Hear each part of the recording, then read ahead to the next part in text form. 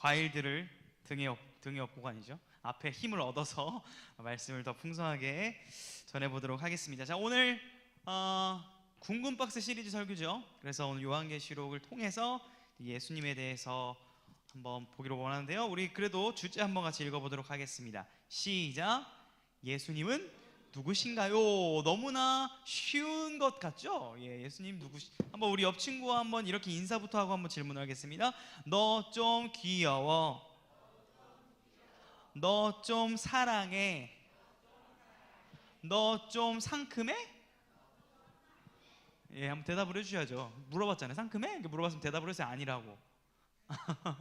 예, 저 상큼합니까?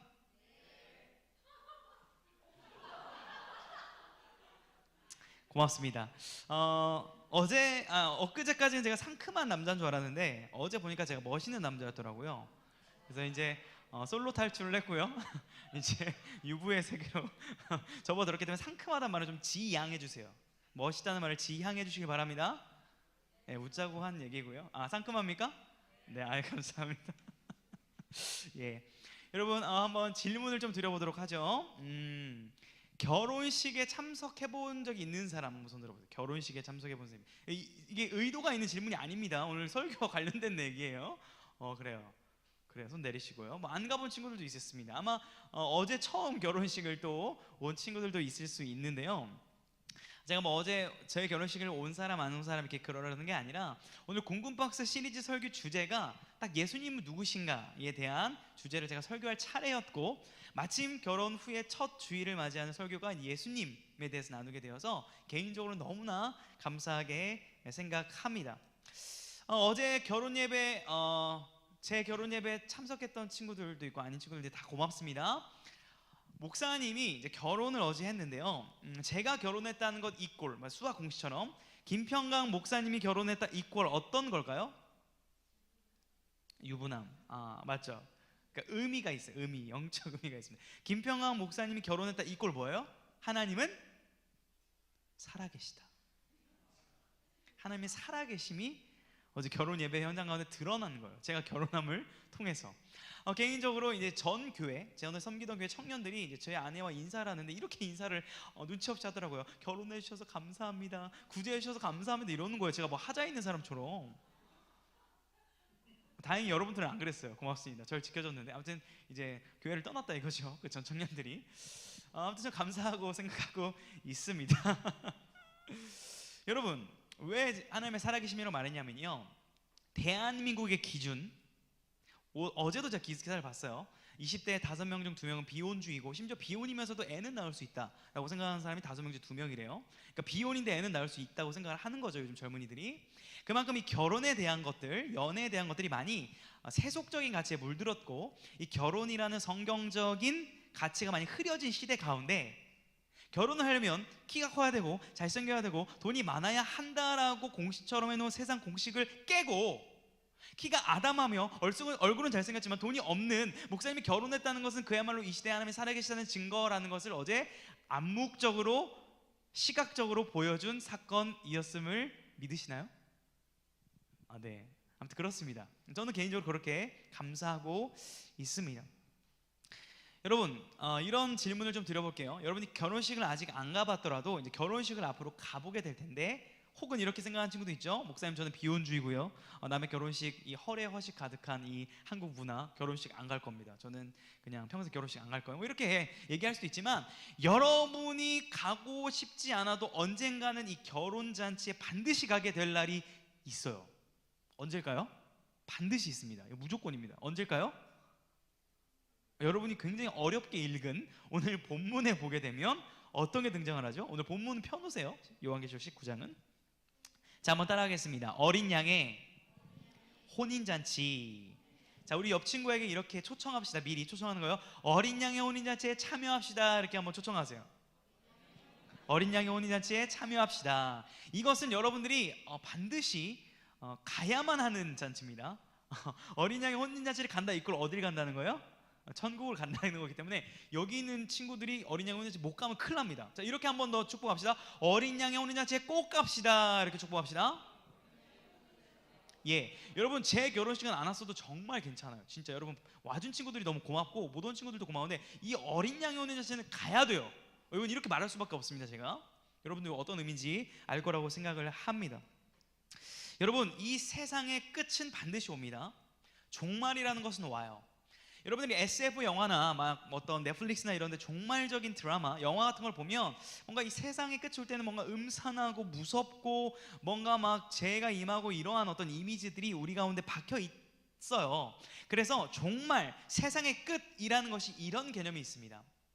판타지 같거나 사실이 아닌 것 같거나 아니면 왜곡된 종말에 대한 인식을 가지고 있다는 거예요. 우리가 살아가는 이 시대 가운데 여러분들이 가지고 있는 세상의 끝, 종말에 대한 인식입니다. 여기에 깔려 있는 것이 이걸 제거를 해야 되는데요.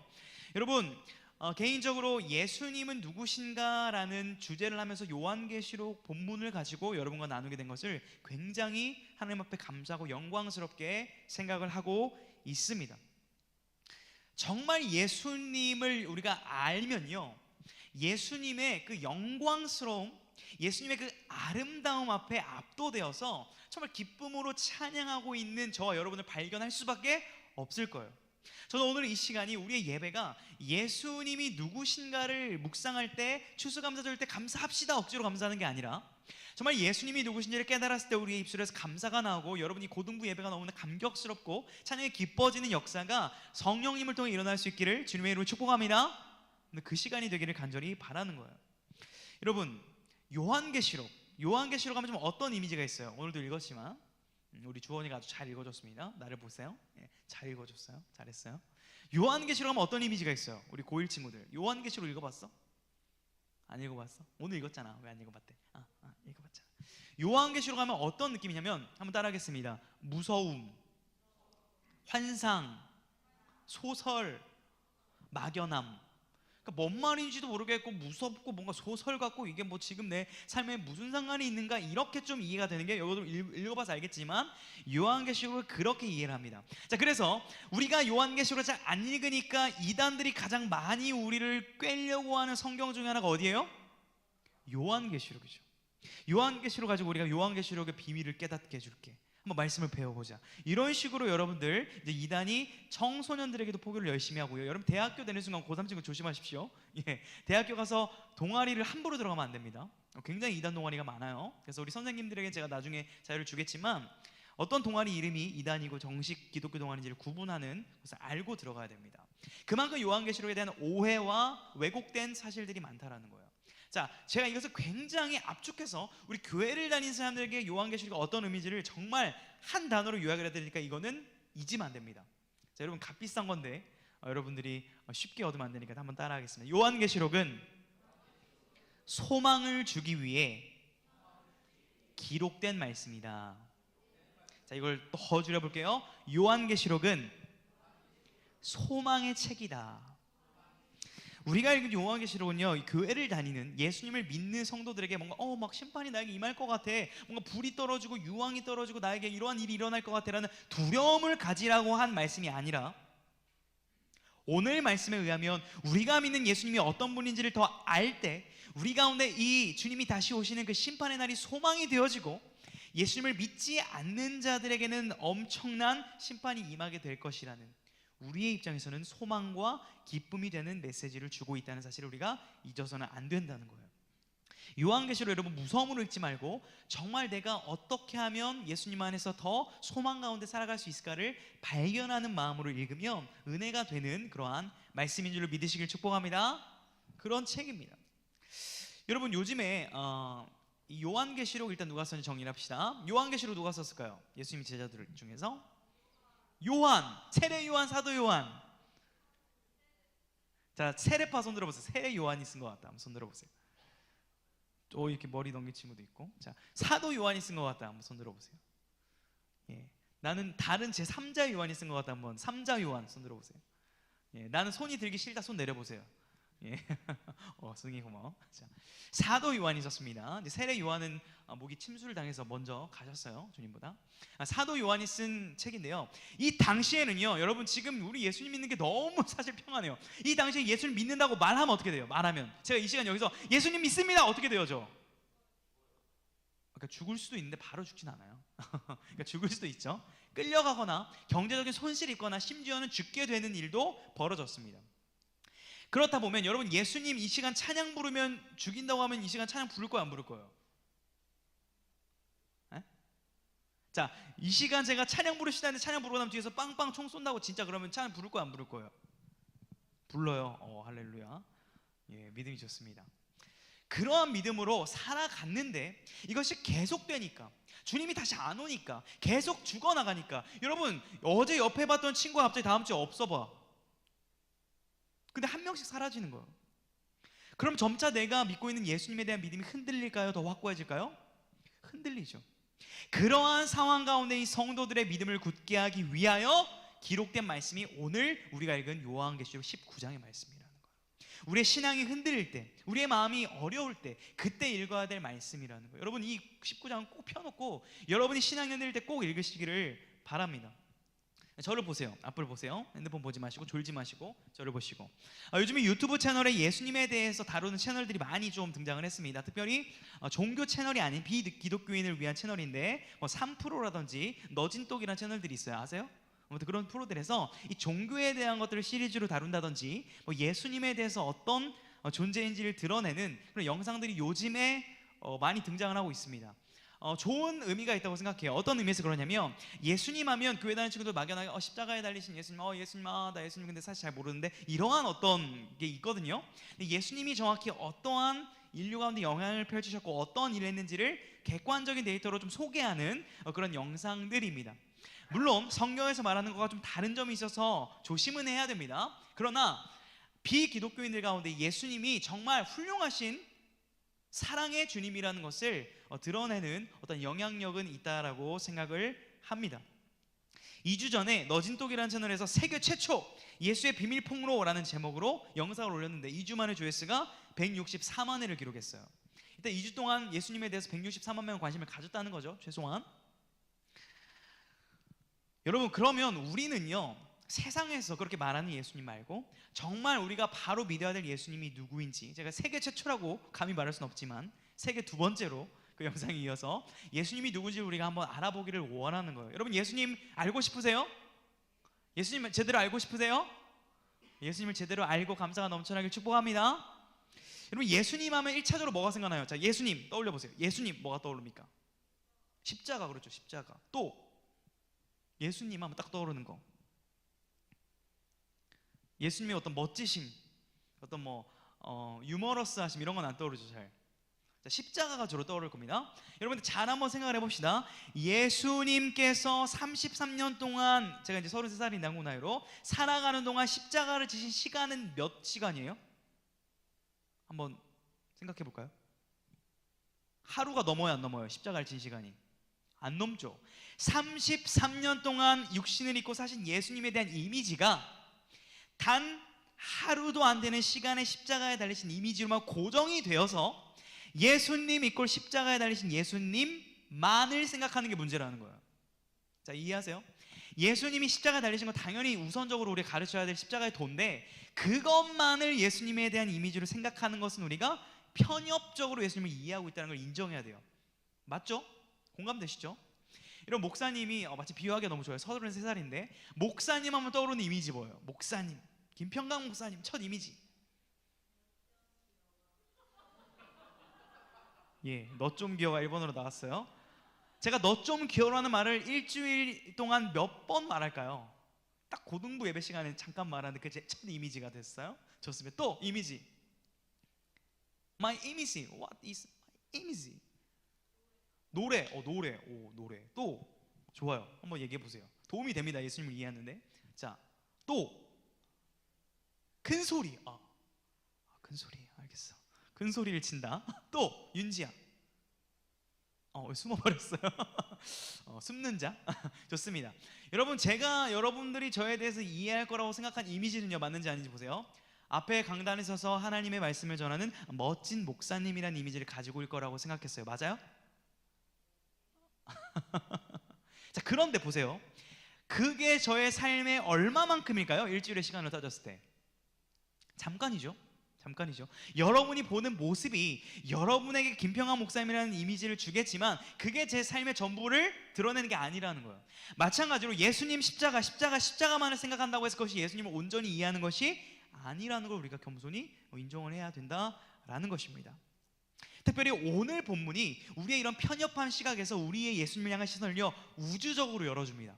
예수님에 대한 관점을 영광스러운 주님을 열어주는 본문이 오늘 본문인데요, 우리 그러한 마음의 문을 연 상태로 다시 한번 요한계시록 19장 11절부터 우리 16절까지 말씀을 한번 읽어보고 말씀을 제가 좀 풀이해드리도록 할게요. 11절부터 16절 한번 읽어보겠습니다. 시작.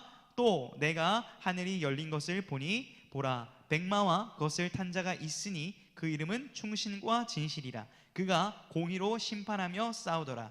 그 눈은 불꽃 같고 그 머리에는 많은 관들이 있고 또 이름 쓴 것 하나가 있으니 자기밖에 아는 자가 없고 또 그가 피 뿌린 옷을 입었는데 그 이름은 하나님의 말씀이라 칭하더라. 하늘에 있는 군대들이 희고 깨끗한 세마포 옷을 입고 백마를 타고 그를 따르더라. 그의 입에서 예리한 검이 나오니 친히 그들을 철장으로 다스리며 또 친히 하나님 곧 전능하신 이의 맹렬한 진노의 포도주 틀을 밟겠고 그 옷과 그 다리에 이름을 쓴 것이 있으니 만왕의 왕이요 만주의 주라 하였더라. 아멘. 이 세상에서 가장 쉬운데 가장 모를 수 있는 문제를 내겠습니다. 요한계시록 19장 11절부터 16절까지 나오는 그는 누구십니까? 예수님 맞아요? 확실해요? 어떻게 알아요? 여기 예수님 안 나와 있잖아요. 어떻게 알아요? 좋습니다.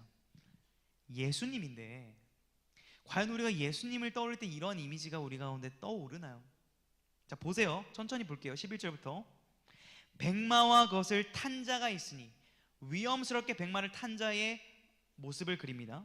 그 이름은 충신과 진실이다. 진실의 그 자체이신 그분이 공의로 심판하며 싸우시는 모습을 연상케 합니다. 12절 그 눈은 불꽃 같고 머리에 많은 관들이 있고 승리의 화신이라는 거예요. 승리를 많이 했다라는 거예요. 또 이름 쓴 것 하나가 있으니 자기밖에 아는 자가 없고 모든 자들 위에 가장 높은 권세를 가진 자라는 것을 의미합니다. 13절을 보게 되면 피 뿌린 옷을 입었죠.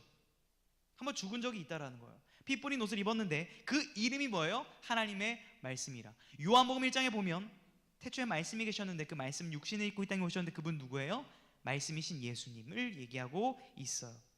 쭉쭉쭉 설명을 할 수 있는데 16절만 한번 다시 한번 읽어볼게요. 시작. 그 옷과 그 다리에 이름을 쓴 것이 있으니 만왕의 왕이요 만주의 주라 하였더라. 아멘. 그러니까 소리 지른다고 해서 마이크 좀 떼고 얘기할게요. 여러분 이 당시에 만왕의 왕이요 만주의 주는 로마의 황제였어요. 로마의 황제 말 한마디면 모든 것이 죽음으로 갈 수도 있고 모든 것이 건물이 생길 수도 있고 도로도 생길 수가 있었어요. 그런데 아니다. 우리가 고백하는 왕과 주는 예수님이라는 거예요. 진짜 이 세상을 다스릴 분은, 진짜 이 모든 전쟁에서 승리를 가져오시는 분은 우리가 믿고 있는 주 예수님이 왕이라는 사실을 알려주기 위해 이 성경이 쓰였다라는 것입니다. 여러분 이 시대에도 돈과 스펙과 능력과 여러분의 주변에 어떤 믿을 만한 사람이 여러분의 삶을 이끌어 줄 것이라고 생각하는 이 세대 가운데 예수님이 여러분의 삶의 주인 되시고 여러분의 삶을 책임지신다는 분이라는 것을 다시 한번 확신하고 감사할 수 있기를 주님의 이름으로 축복합니다. 우리 가운데 그 세계로 말씀이 초청을 하고 있습니다. 여러분 이제 말씀의 결론을 맺겠습니다. 침착하게 말씀의 결론을 맺으려고 해요. 예수님은요 다시 오실 만왕의 왕이십니다. 예수님은요 우리가 영원히 사모해야 될 영원한 신랑이 되세요. 여러분 어린 양의 혼인잔치를 기다리는 자가 될 수 있기를 원합니다. 제가 회개하기는 어제 결혼을 했는데 이제 디데이를 제가 한 몇십 일 전부터 제 카톡에 해놨는데 이제 기다린 거죠. 저도 솔직히 한 남자니까. 근데 한 10며칠 남았나? 회개가 됐어요. 회개가. 내가 이 한 여자와의 연합을 꿈꾸는 이 설렘, 이 기쁨, 주님이 주신 자연스러운 거긴 한데요, 내가 과연 정말 나를 위해 죽으신, 실제 죽으신, 그러나 실제 지금도 나를 위해 싸우시는 그 예수님과의 그 연합의 날을 나는 기다리는가? 난 지금 내가 결혼하고 싶은 게 너무 기다려지는데 나 예수님 진짜 기다리나? 이게 회개가 됐어요. 네, 어제 너무 기뻤습니다. 예, 너무 기뻤어요. 그래서 더 기대가 되는 거는 주님과의 그 어린 양의 혼인잔치 얼마나 기쁠까? 저는 제가 먼저 그것을 누리길 원하고요, 여러분들이 어린 양의 혼인잔치에 모두 갈 수 있기를 주님의 이름으로 축복합니다. 가기 위한 조건은 딱 하나예요. 신랑 되신 어린 양 예수 그리스도의 신부가 되는 거예요. 신부로서 그 결혼식에 수줍음과 설렘과 기쁨으로 초청을 받아서 같이 주님과 함께 살아가는 그 날이 우리가 가는 천국의 날입니다. 여러분, 여러분이 믿는 예수님은 그저 그런 분이 아닙니다. 여러분이 소중한 이 고3의 시간, 고2의 시간, 고1의 시간을 내서 예배드리는 그 대상은 여러분 엄청난 분이에요. 여러분 잘하고 있는 거예요. 예배 나오는 게 정상입니다. 영광스러운 주님 앞에 시간을 내는 투자가 더 값진 투자예요. 저는 확신합니다.